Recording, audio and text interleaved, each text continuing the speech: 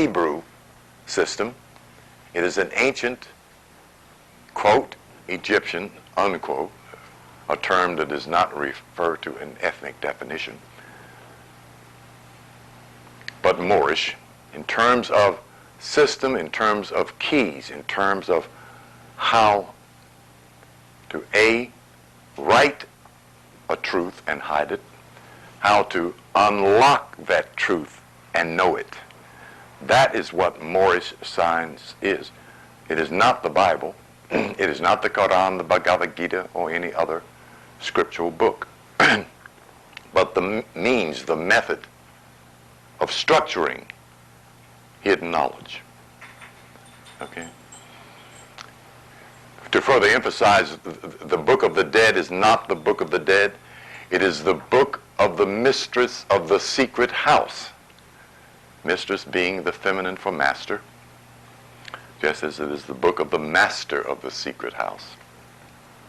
Which means our ancestors are the keepers of the secrets. If you wonder why the Masonic, like one sister asked me, she's not here today, she's supposed to come, and needs to be here. Why do they hide this stuff? You know? And the truth of the matter, it is not man that is the author of secret knowledge. It is the universe that is the author of secret knowledge. The concept mystery in its clarity means private, keep out. It is a privilege to gain truth. A privilege. Not a nonchalant, casual affair. And the knowledge protects itself, so there's no fear of what the evil will do with it. They will undo their own causes if they misuse that knowledge.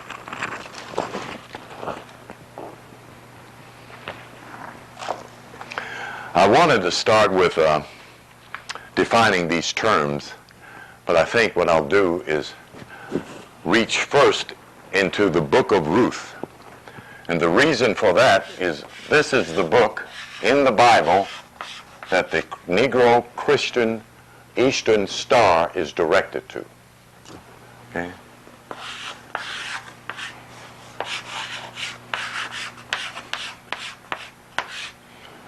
Does anybody know what the ethnic definition or ethnic group that Ruth came out of? She was A Moabite is right. Now, here is where Noble Drew Ali made a peculiar curve, or threw us a curve in terms of ethnicity.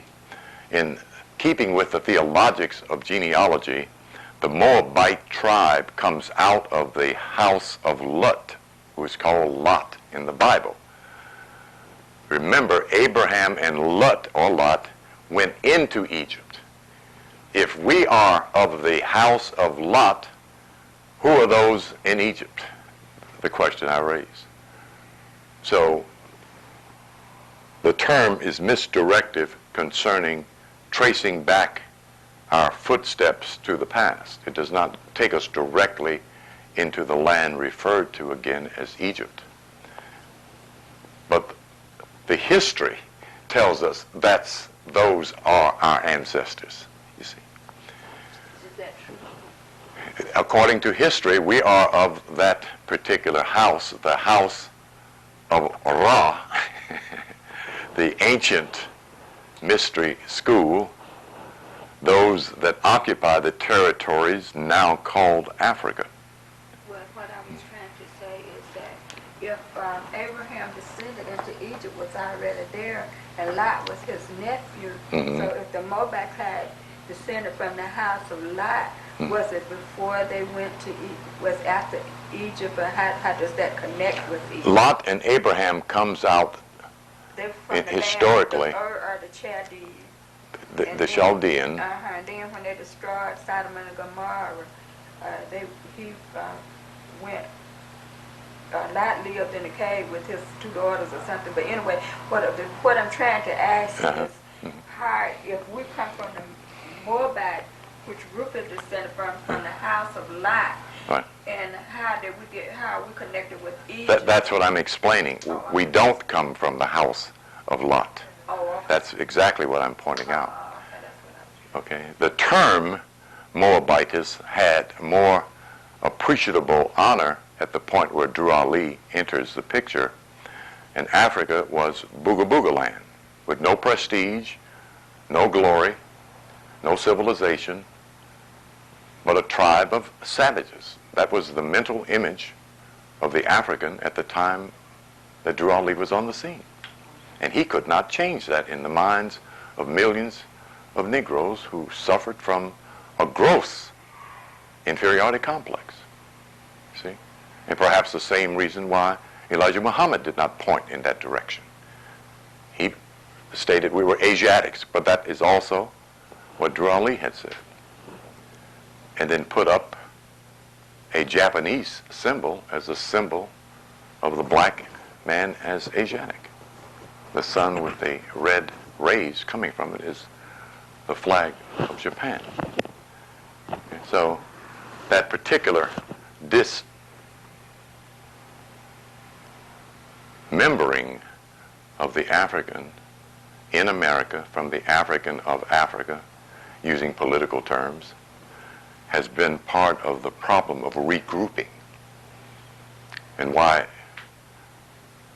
both Elijah as well as Farrakhan have been late not only getting into Africa but identifying with the black man of Africa on a prestigious level again. In the 60s, when you see black men walking around in dashikis and African garments, the kids on the bus would go, booga booga, these are black kids, I'm talking 1965, 66, 67. It was still a point of ridicule. So we're looking at the psychological scar of a people about a place that was ruled by one white man and a monkey. See? A white man who had never been in Africa wrote the story of Tarzan. You see? Okay? So we're looking at the distortion and how to correct it. And most importantly, the black woman has no prestige as an intellectual being, and secondly, no prestige as a spiritual initiate. And certainly she has no prestige as a god or goddess. So we need to correct that. Okay, all right. That's what we're doing with this level of information. Let me get to the book of Ruth. Some of you Moors should have a Bible by now after 3 months. Should you not? I just didn't bring that. And just didn't bring it. I see. I wasn't here last week. So. Yes, we know you were not here, dear. I was here. I know you weren't here. The reason I keep using scriptures is not to convert you to Christianity or reconvert you, but this is the place where the confusion rests most predominant in terms of things spiritual for the masses of black folks. This is the only book the majority of black folks trust. There's a small group that are into Quran, and a teensy bit that are into the Bhagavad Gita or other scriptures. Secondly, this is the book that it was designed to explain and hold the knowledge of self. It is emblematic of woman and man. I cannot say that about Quran. I can almost say it about the Bhagavad Gita. But there's a line of definitive that runs through all of them concerning universal principles that I can most assuredly say, and a reference of the fact that those scriptures of other religions deal with man as God, including the Quran.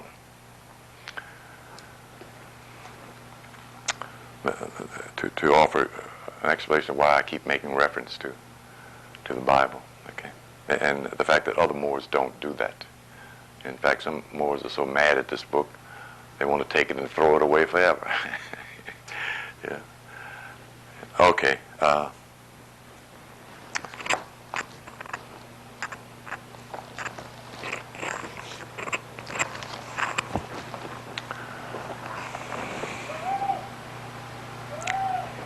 going to read some of it as I explain the symbolic significance of the spiritual ideal. The Eastern Star is in reference to the idea of the Christ that is stated in Matthew, that the wise, who are the Magi, who were Sufi, who were Persians, which means they were Ethiopians, are the ones who saw his star in the east. The Eastern Star is the star between the eyebrows that you see in deeper meditation. There's a perfect 5-pointed star that will appear. It will be either silver, gold, or bright white light, depending on where you are in your own spiritual development. That is the Eastern Star. That is the goal of the Eastern Star initiate. Ruth represents the highest spiritual personality of Old Testament because she is the propagator of, in that genealogy, the son of David, who is a part of the genealogy of Jesus. That's theology, okay? Why Ruth is used in both the book and in the order is because Ruth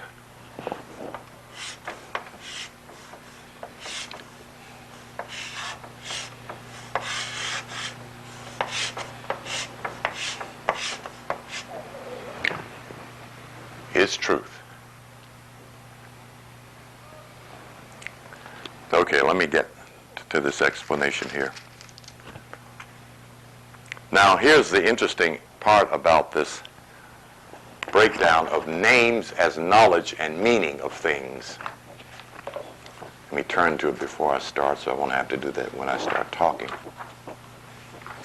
If you have a metaphysical dictionary, which you should bring to class, we're going to use these books. We aren't just buying them. Yeah. I can't let you all use all of their books and not buy them. Okay, you get them smudgy. I know he does. That's the reason I mentioned it. Okay. Now it came about in the days when the judges governed that there was a famine in the land, and a certain man of Bethlehem in Judea went to sojourn in the land of Moab with his wife and 2 sons. And the name of the man was Elimelech. And Elimelech means God is king. And the name of his wife is Naomi.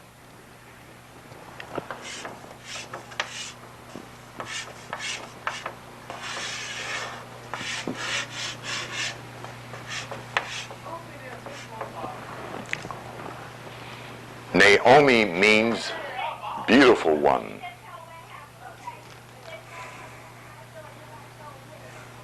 Excuse me, Naomi means beauty. Ruth means beautiful one. And the name of the man was Elimelech, and the name of his wife Naomi, and the names of his 2 sons were Mahalon and Chilion, Ephrathites of Bethlehem. Bethlehem means the house of life, or the house of bread.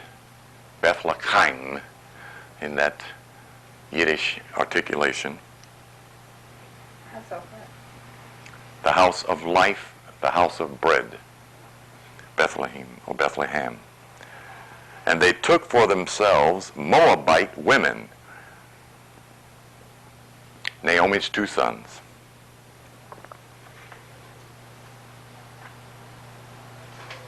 The name of the one was Orpha, and the name of the other was Ruth. So we have this brief genealogy. Now, here's what happens. Then both Mahalon and Chilion also died, and the woman was bereft of her children and her husband. So she became what? All right. She becomes the widow. Now we know that in the Masonic order by looking at 1 Kings chapter 7, verse 13.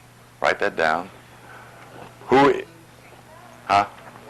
You already got them notes, brother. 1 Kings 7:13. Who is the theme of that particular chapter? I'm asking him. All right.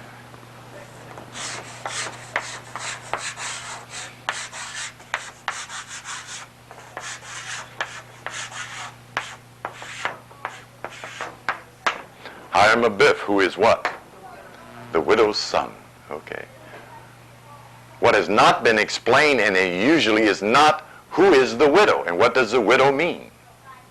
Okay. That's the emphasis of this particular lecture, to unveil Isis. Now what I was supposed to do was to quote this quote of Isis. I am she who was and is to come, and no man has ever lifted my veil. Okay, that's the quote of Isis, Aset. Okay, now, what I'm supposed to do now is hand you all a picture that I'm supposed to have Xeroxed from this book. So I'll just let you see it, and maybe later we'll get a picture of it. Okay. It's one of the few emblems in carving of the features of Isis as a broad-nosed, thick-lipped, furled-haired, dark-skinned Moorish instead of looking like some white girl, which is what the European artists did with that image in finding out her spiritual status in the Egyptological body of literatures. They whitened everybody that had any prestige that they could. In fact, part of what Napoleon was doing was disconnecting the Moor, the African Moor, from the pyramid itself by disfiguring the Sphinx. He could have shot off the shoulder, the paw, the head, but instead he shot off the nose. Then after this enormous collection of artifice stolen from the land and photographed, we see hundreds of thousands of statues of black men and women around the country here and around the country in Britain of the noses knocked off. Of course, their reason is, oh, they fell. Okay, so we understand something. Two things we understand. The nose is knowing. The knowledge is broken. The family is defeated. And of course the other, we are identified essentially by nose, lips, and complexion, you see, in terms of that group of people collectively in the continent of Africa, because there are black people, jet black, with thin lips, alpine nose, and long wavy hair. You know, the East Indian. See? And except Huh? except the famous white. Are you talking to me or are you talking to yourself? I said they classify them as white. And not only they did that, Blavatsky did that. She called the Egyptians black Caucasians, even though she knows the term Caucasian comes from Caucasus Mountains, you see. But again, understand, we've had a cultural conspiracy, and it was, it still is, very real. And why the scrambling to correct this knowledge in terms of bringing about the process of healing the psyche of all of us, but essentially at this point, urgently, it is to heal the psyche of our children who still carry a distorted image of themselves. Okay? And Dennis Rodman is not helping with his multicolored hair and his crazy psyche, who has a terrible inferiority complex. Okay. Let me get on him before I get off on something else here. Okay, so Ruth becomes the stepdaughter of who? Naomi. No, I mean, she becomes of who particularly? You just said it. Of a widow. Okay, that's the key. Now, here's the other key. Naomi is what to her? her mother-in-law. Very good.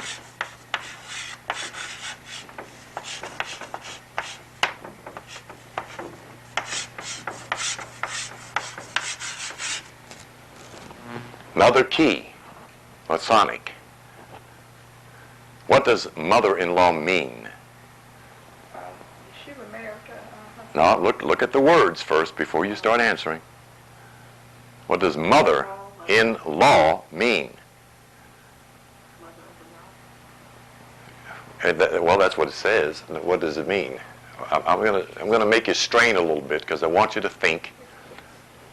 Yeah, it's because it's so obvious. It appears to be deep, and it's not. It's right there. Mm-hmm. Yes.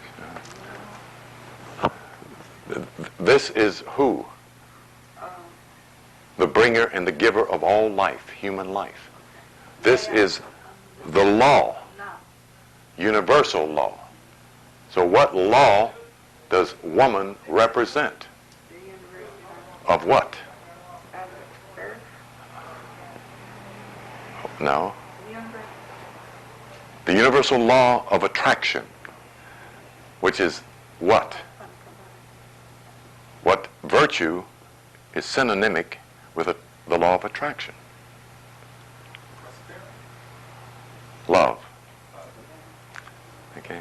And what we're trying to do is reconnect these concepts in our psyche, because the West has forgotten the significance of love, not just black folks. But my work is to remind us of what it means and who that woman is who gives us birth in 9 months. She is the representation of divine law in manifestation. She is walking, talking, living God who does what God does, creates in 9 months her son, and creates in 9 months, not her daughter, mother, because a daughter can become mother, but a son cannot. Okay. Universal law of love. How do we know that? By the story told in this particular book. Listen to this. Then she arose with her daughter-in-law that she might return from the land of Moab, for she had heard in the land of Moab that the Lord had visited his people in giving them food. So she departed from the place where she was, and her 2 daughters-in-law with her, and they were on their way to return to the land of Judea. And Naomi said to her 2 daughters, "Go, return each of you to your mother's house. May the Lord deal kindly with you as you have dealt with the dead and with me. May the Lord grant you that you may find rest," and so forth.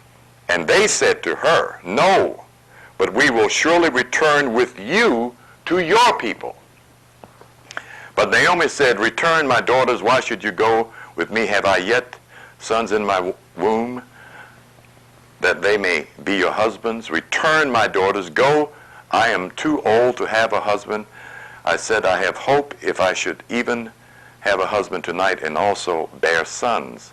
Would you therefore wait until they were grown? Would you therefore refrain from marrying? No, my daughters, for it is harder for me than for you. For the hand of the Lord has gone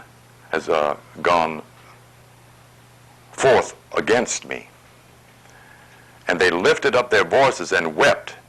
And Orpah kissed her mother-in-law, Ruth, clinging to her, then said, "Behold, your sister-in-law has gone back to her people and her gods.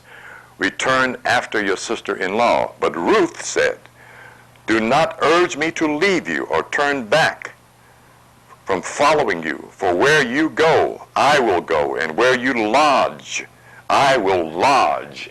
Okay. Your people shall be my people, and your God my God. That's the law of attraction. Okay? Are you understanding that? Okay. All right. Okay, let's go on here. I'm not going to go through all of it because I got a lot of other material I want to cover. But this is my Mother's Day gift to the black woman whenever she can get to the store.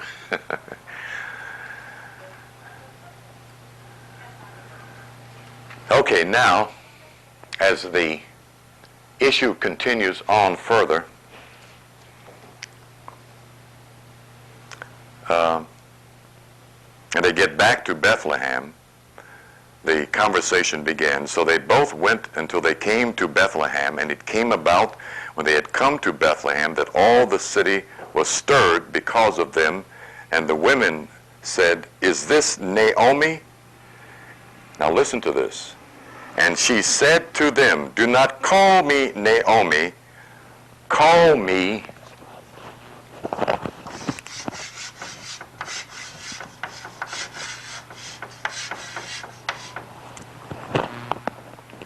Mara."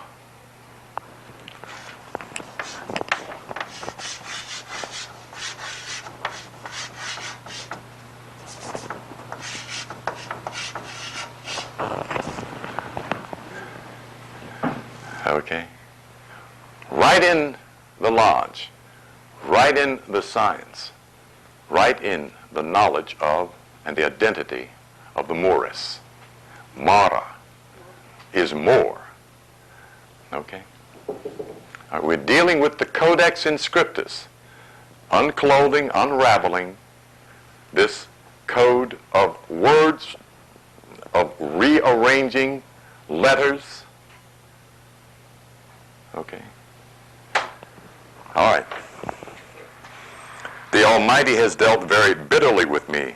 I went out full, but the Lord has brought me back empty. Why do you call me Naomi, since the Lord has witnessed against me and the Almighty has afflicted me? So Naomi returned, and with her Ruth the Moabitess, her daughter-in-law, who returned from the land of Moab, and they came to Bethlehem at the beginning of the barley harvest. Barley, wheat, and corn are the symbols of spiritual abilities or psychic powers. Okay? Where can we find that? We can find that in this dictionary, the dictionary of all myth, of all scriptures and myths. Excellent. It's excellent. It could have been better, but he did a fine job of compiling some very important key words in breaking down symbology and the meaning, metaphysical and cosmological meaning of words and terms.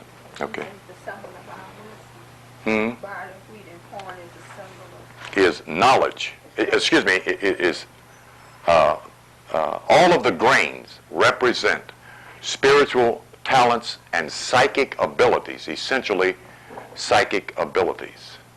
Okay, like clear vision, foreknowing, visionary, dreams, being able to read the aura. Those are psychic abilities. Those are not the abilities of the soul. Those are the abilities of the brain mind of man and woman. I'll point that out again as we move on here. I don't want to spend the whole thing on this here. We want to get to Boaz. And Ruth the Moabitess said to Naomi, "Please let me go to the field and glean among the ears of grain after one in whose sight I may find favor." So she departed and went and gleaned in the field at the reaping, with the reapers. To glean in the field is to work to develop one's psychic abilities. The field is mind, not ground, but mind.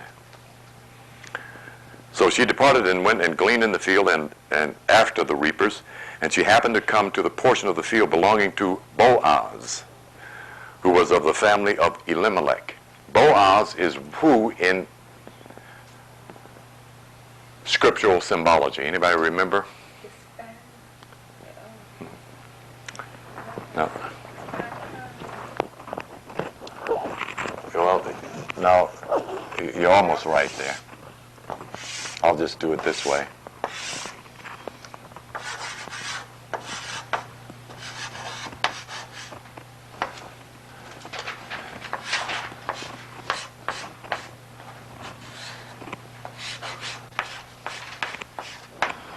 Boaz and Jachin. Yes, the sympathetic nervous system. Okay.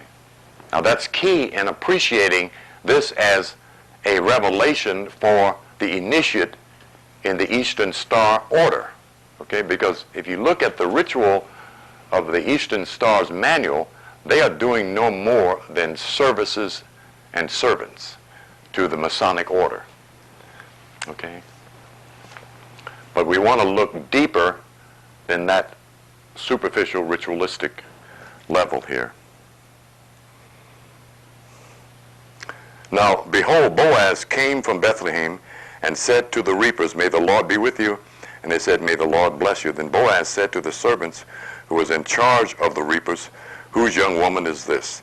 Okay, so he notices Ruth. I won't go into the rest of that. Then Boaz said to Ruth, "Listen carefully, my daughter. Do not go to glean in another field. Furthermore, do not go on from this one, but stay here with my maids. Let your eyes be on the field which they reap and go after them. Indeed, I have commanded the servants not to touch you." Okay, I'm missing the point there. Now here at verse 20, chapter 3, verse 20 of the book of Ruth. And Naomi said to her daughter-in-law, "May he be blessed of the Lord, who has not withdrawn his kindness to the living and to the dead." Again Naomi said to her, "The man is our relative. He is one of our closest relatives." Okay. Now we are seeing Naomi as a spiritual factor or faculty, as an ability or power. Remember, Naomi's name means what? Beauty. Yes. But she's one of our closest relatives. Okay. There's no relative any closer to any of us than our spiritual faculties. Okay. Let me put it that way to break it down without dragging it on here.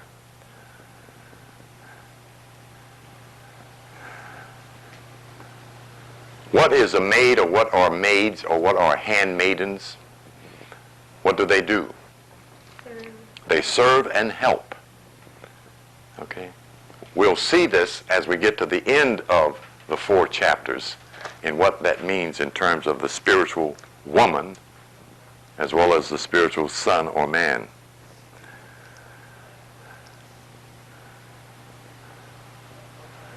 Okay, I'm trying to skip over here and not deal with all of this.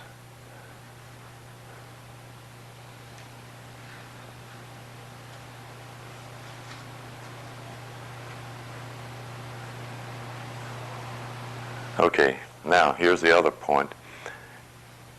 Now she explains to her to go wash and clean herself up, and then, even when he's not noticing her, to go and lay down with him. Okay, here's the verse. "And it shall be when he lies down that you shall notice the place where he lies, and you shall go and uncover his feet and lie down. Then he will tell you what you shall do." So she went down to the threshing floor and did according to all that her mother-in-law had commanded. When Boaz had eaten and drunk, and his heart was merry, he went to lie down at the end of the heap of grain, and she came securely and uncovered his feet and lay down. Okay.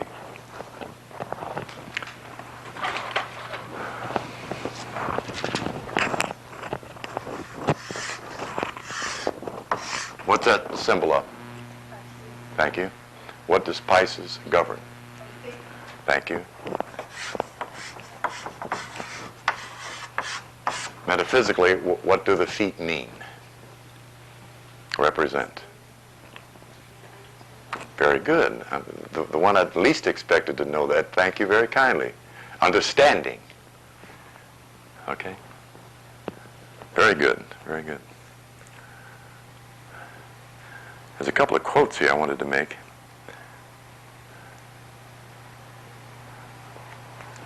I think I just bypassed it. Oh, I got it written here. Let's see.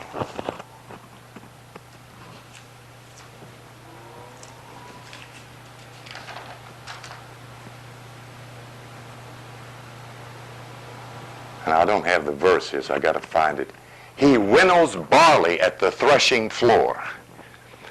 He winnows barley at the threshing floor. Does anyone know what the word winnowing means? He winnows barley at the threshing floor. That's right. He's sorting out the chaff from the good grain, sorting out the positive abilities, talents, and gifts from that which is not a gift, talent, or ability. Then she goes to him, and he gives her, I'm covering the board here, 6 measures of barley.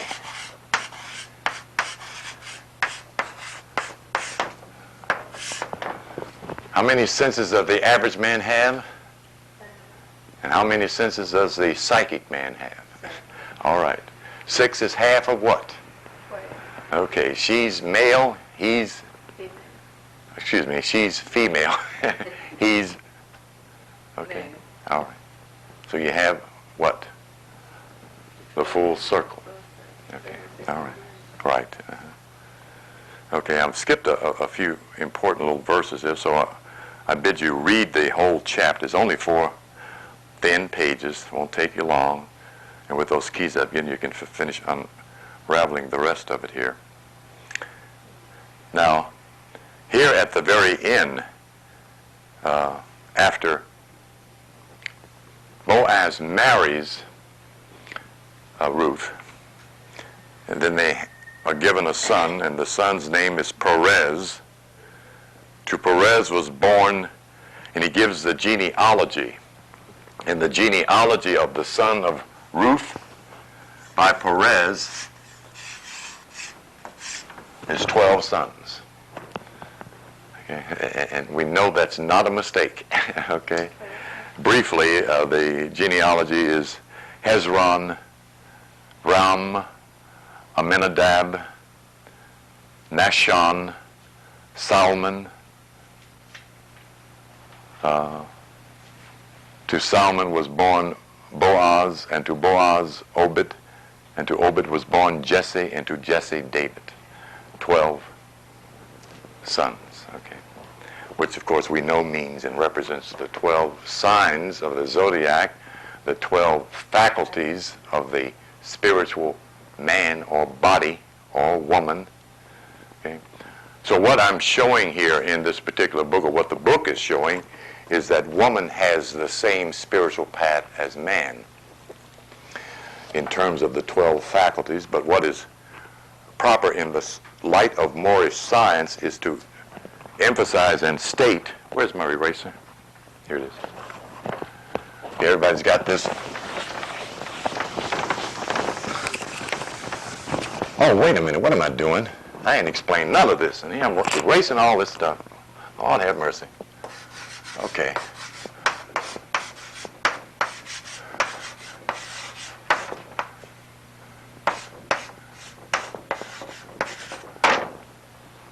Okay, Maia, Zudikias, Queen of Heaven, Revelations chapter 12. I'm going to do this briefly. I want to try to get all of this in.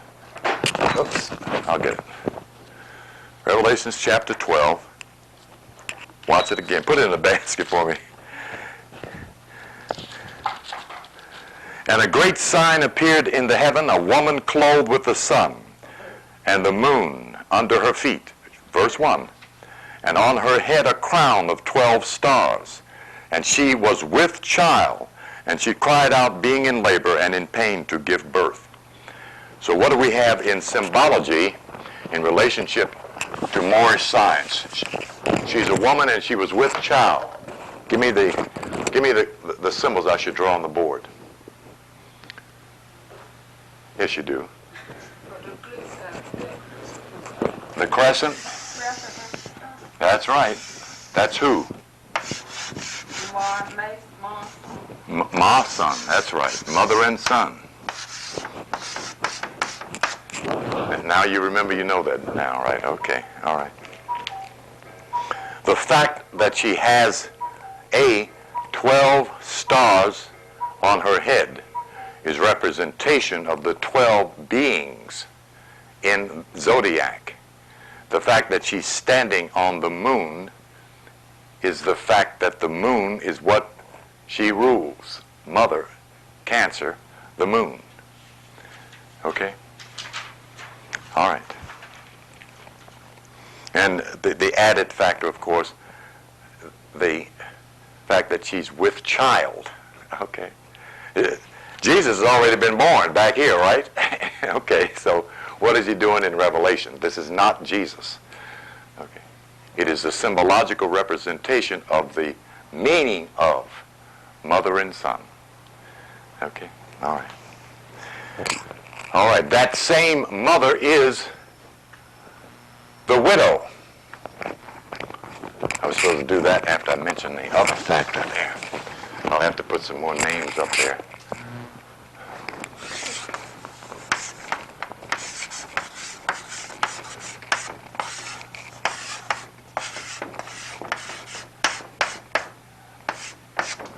What is the widow?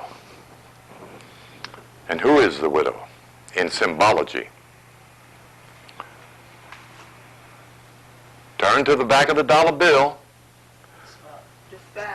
Thank you. The black widow spider. Why is that a significant symbol? No, about the spider, about the black widow. That's second. What's the primary? About the black widow. She has no husband. All right, yes, okay. Yes. Well, she's already a black widow, but she eats her husband. And she does what else? What does the black widow spider do? What is her main work? All right. She spins what?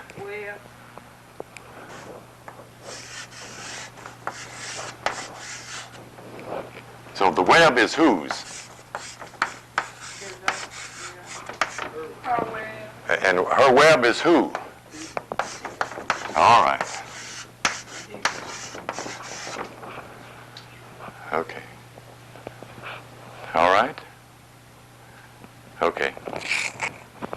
Now, before we get to the queen of the south, we need to talk about Mu, Mut. Oh, first we need to talk about Maia. This is the spelling we usually get in most books for Maia. That's pronounced Maya. When it's corrected, the Y becomes the I. It is Maia, and Maia means first parent or original parent. In the Hindu text, Maia is represented as the illusion of creation. But in the ancient Aztec script, Maia is original or first parent.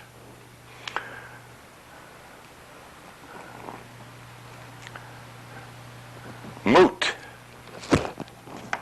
Let me do this over.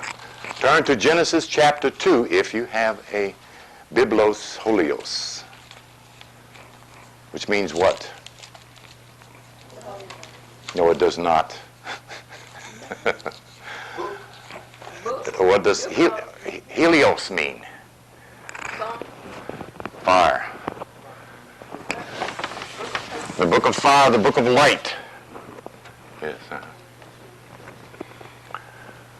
What did I mention just before I said that? Because it went zip. Moot. And what else? Genesis. Thank you. Yes.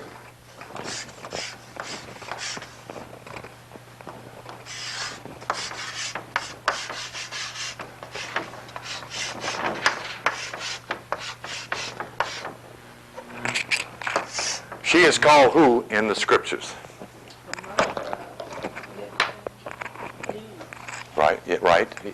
That's the name. What is she called? Genesis 2.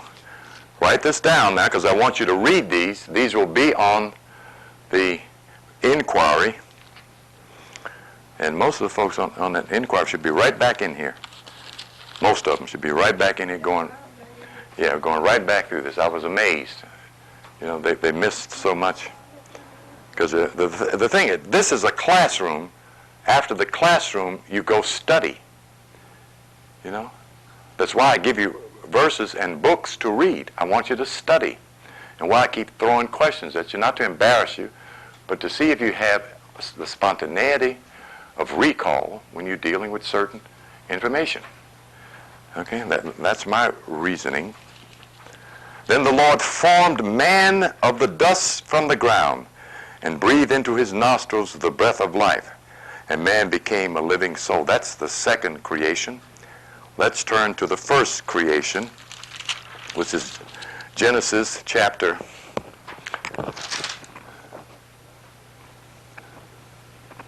2. What about the first chapter? Hold on just a second.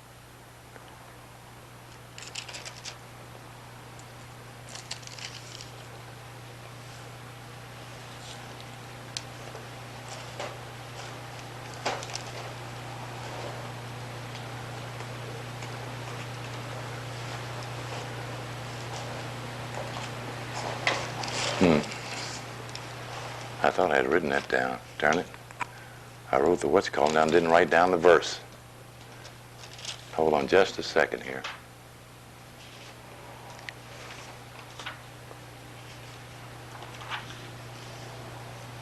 Okay. Genesis chapter 3, verse 20.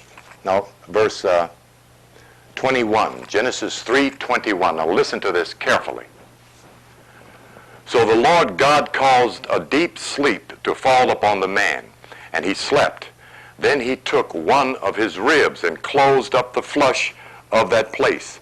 And the Lord God fashioned into a woman the rib which he had taken from the man and brought her to the man. All right, now, how many of y'all believe that? I don't think I've ever heard a preacher. I don't think I've ever heard a preacher ask the congregation how many of the women in there believe that. It would be interesting to see the response. Okay, this is Eve.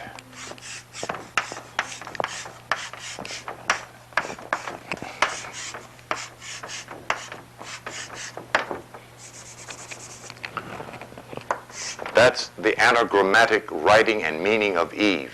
The letter D, which equals 22.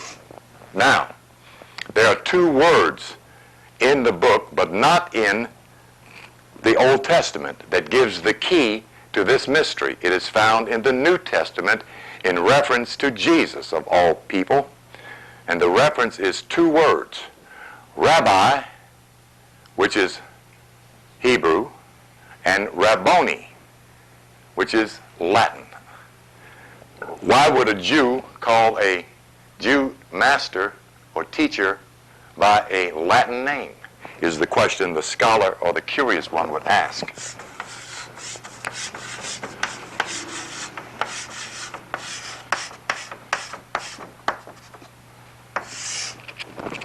Rabboni. What did he take out of Eve? Out of Adam? Right. And what is a rib? What is a rib? Thank you. Do you see any word that looks like bone up there? Bone. Thank you. All right. The meaning of Rabboni is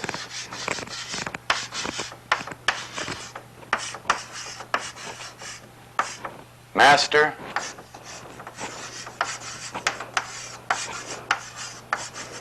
teacher.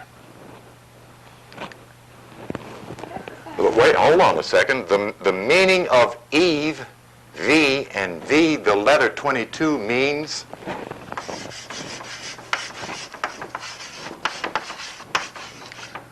the master builder. Now, when something is going very fast, like a fan, and you slow it down, what happens to it?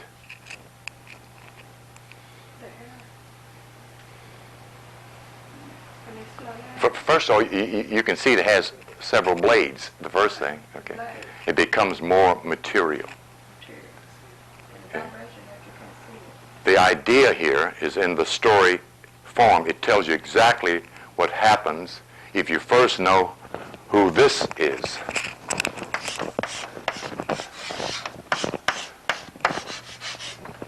Adam is who?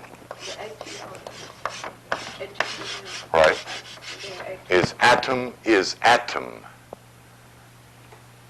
And he put a deep sleep upon Adam. And he slowed Adam down. All right. Then out of Adam, he took the vibration of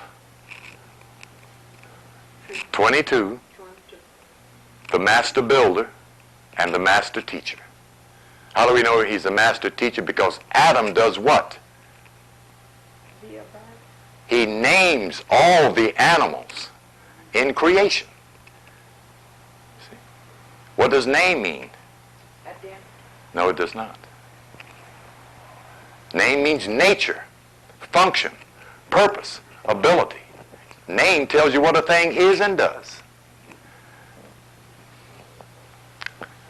Okay? All right, now, we should have one more name. The name that is comparable to her is this name, Mut, the mother of all living things. So we see where this concept comes from.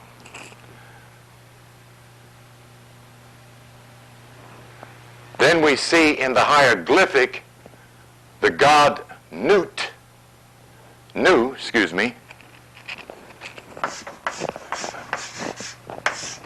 sitting at the potter's wheel, making man out of clay. Okay. So we know where the story of Genesis, in terms of the creation of man, gets its origin from. Now, what I wanted to do, did I write this one down here? Genesis 3:20. Okay, I got that.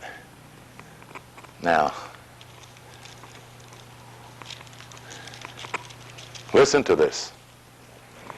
And the woman said to the serpent, no, first let me put the serpent up there. Now the serpent was more crafty than any beast of the field, which the Lord God had made. And he said to the woman, indeed, has God said, you shall not eat from any tree of the garden? And the woman said to the serpent, from the fruit of the trees of the garden we may eat. But from the fruit of the tree which is in the middle of the garden, God has said, you shall not eat from it, or touch it, lest you die. And the serpent said to the woman, you surely shall not die, for God knows that in the day you eat from it, your eyes will be open. Okay, where's my... Okay, let me show you what eyes he's talking about.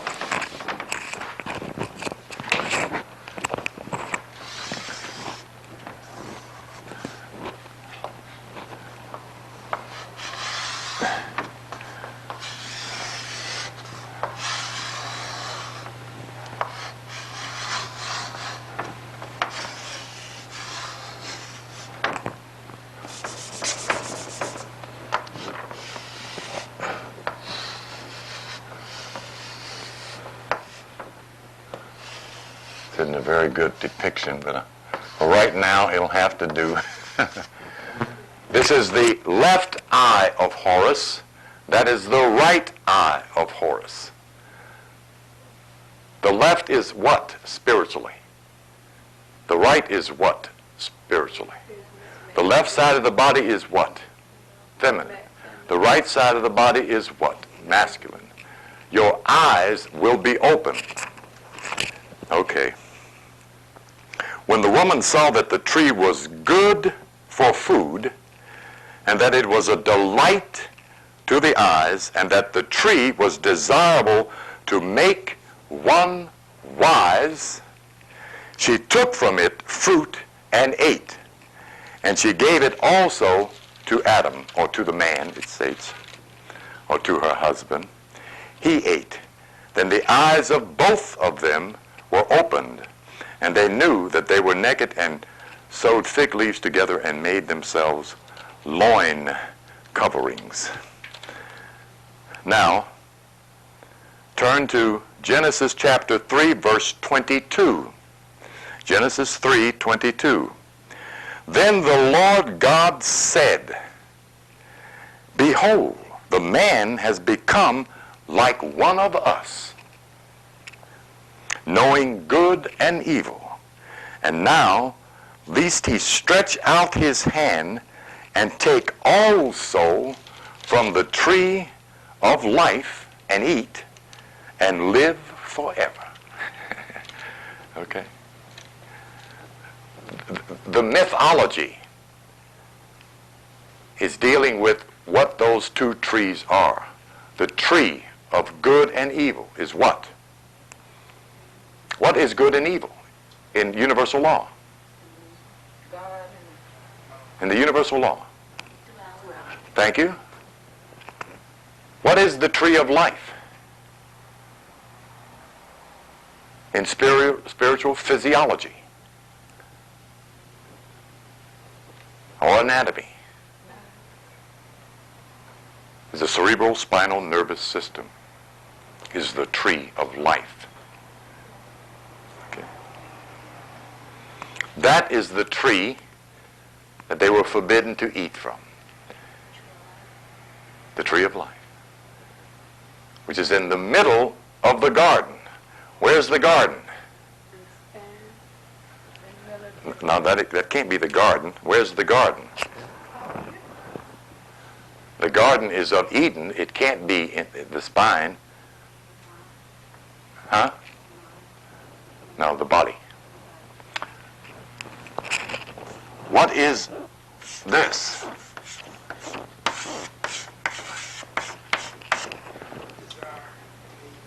Need. Not desire, need.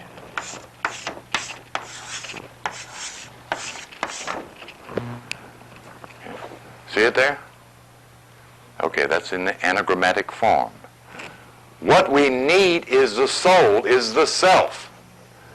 That's where the power is. That's where everlasting life is. That's where the knowledge is the soul, is the self. Okay? Did I lose anybody there? Huh? I did? So there's only one tree. Huh? There was only one tree that they That's the allegory. What the allegory is showing you is that reaching the spiritual nature is by going through the physical system of the cerebral brain, nervous systems, the sympathetic nervous system, and the autonomous nervous system that allows you to experience duality, both good and evil. That's what you experience on the third dimensional plane. When you go up the highway, the spinal cord, you become G-O-D. Okay? So they were kicked out of the Garden of Need. You see? And a cherubim was set in the middle of with a flaming sword. See, what is a flaming sword? First of all, what is a sword? Right. And if the word is flaming fire, what does it do? No, it does not burn away anything if it keeps you out. Yes. What does heat do to the blood? Gives you passion and lust and confusion. And sends you outside to satisfy your thirst. You see. Because after you were kicked out of the Garden of Eden, you had to do what? You had to till the earth, the dust of the earth, of which they are made. You see. You had to tend to the desires of the body, of the elements, of the minerals from which you were made. Okay. All right. Now, after all of that, at the very end of this list of remarkable black women as symbols of knowledge, wisdom, and power, is the last one mentioned.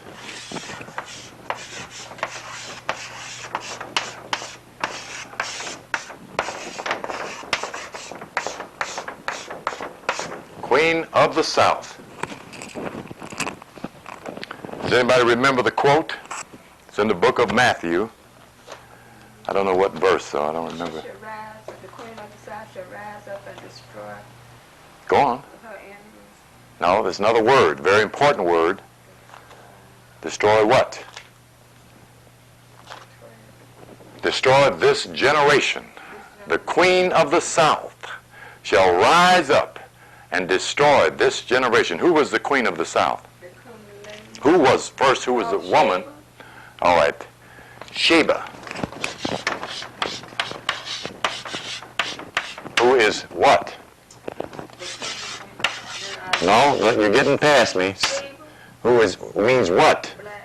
No, it does not. Sheba, which means what? The Sabbath, the Sabbath. What does? All right. That's what Sheba, Seba, Saba, Saboth means.